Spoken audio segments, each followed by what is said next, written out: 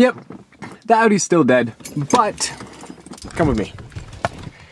So, first things first. So I checked out all of the fuses on the car and they're all good. So yesterday I went out and I picked up a new battery because I tested the voltage on the old battery. It was only holding 8 volts. But I'm not super optimistic that that's the only problem because we tried jump starting the car. The battery was then holding 12 volts, but it still wouldn't start up. So here is the new battery, $172 later. So now I have sunk, what, $500 into repairing this car. So I am immediately regretting not taking it somewhere. But in this case, I haven't replaced the battery in this car for about 5 or 6 years. It clearly needs a new battery, so it was bound to happen anyways, so yeah, let's change it out.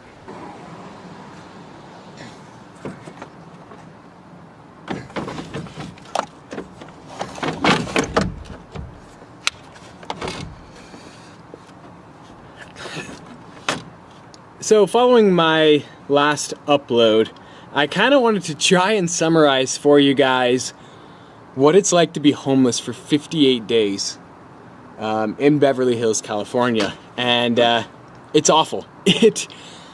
I mean, I've never had such low self-esteem in my entire life. I just remember living in that car every day. I couldn't help but like repeatedly tell myself what a loser I was. I mean, the self-esteem, the self-doubt, the hopelessness, I mean, it sucks. It really does. But, you know, one thing about it is that I didn't have it as bad as a lot of people have it. I went to the Santa Monica Public Library one day waiting for it to open, and there was probably 40 or 50 other homeless people waiting to get inside. And I had to remind myself that for as miserable as I was, at least I had a car to sleep in. And I didn't have to sleep on the street where it's rainy and windy and cold. So as bad as I had it, there's a lot of people in the world, a lot of people that have it a million times worse than I ever had it. But anyway, so I fixed the car and I got out of town. And I drove back home to Bend, Oregon, and I moved in with the parents. I know people are gonna, you know, make comments about that, how I'm still living with my parents, which isn't true. I'm now living back in Park City, Utah.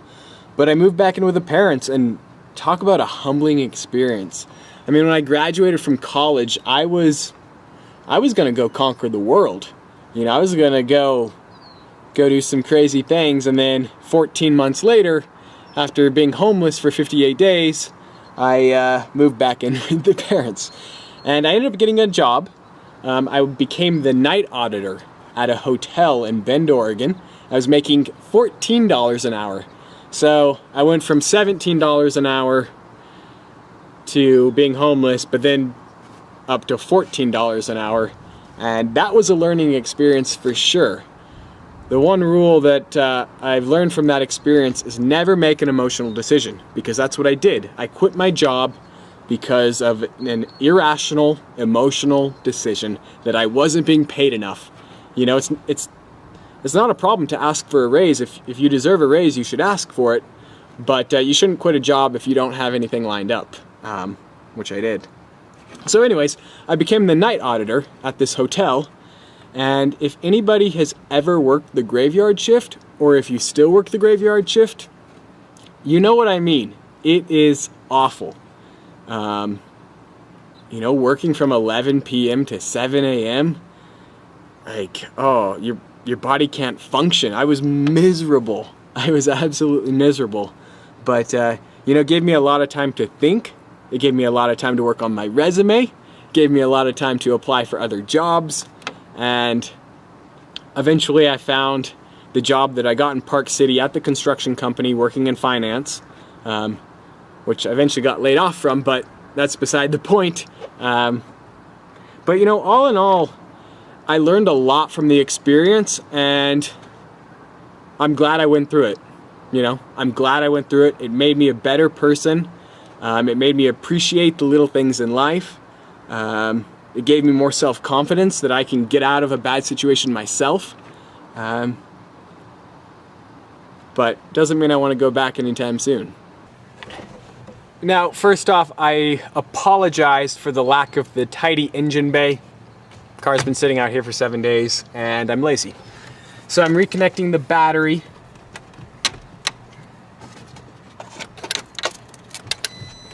Oh, we got power. That's a good sign.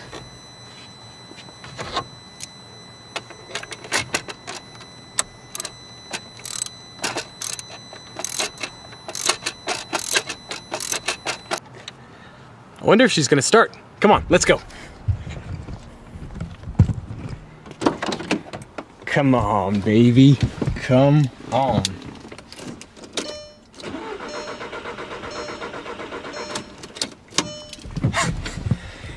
You see, I don't even have any expectations anymore. I didn't expect it to start.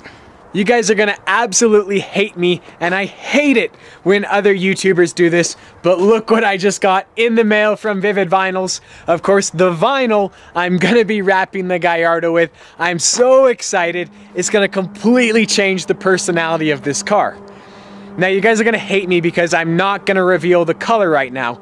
I have kind of like a cool video planned, and the idea of, you know, showing it to you guys, pulling it out of a cardboard box just seems really boring.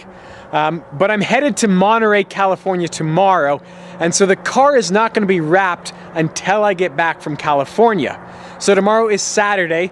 I'm going to be in Monterey for 8 days up until next Sunday. I'm going to every single event, so I'll be at Exotics on Cannery Row, I'll be at the Quail, I'll catch the beginning of Concorso, I'll be at Pebble Beach, I'll be on the concept lawn, of course. It's gonna be awesome.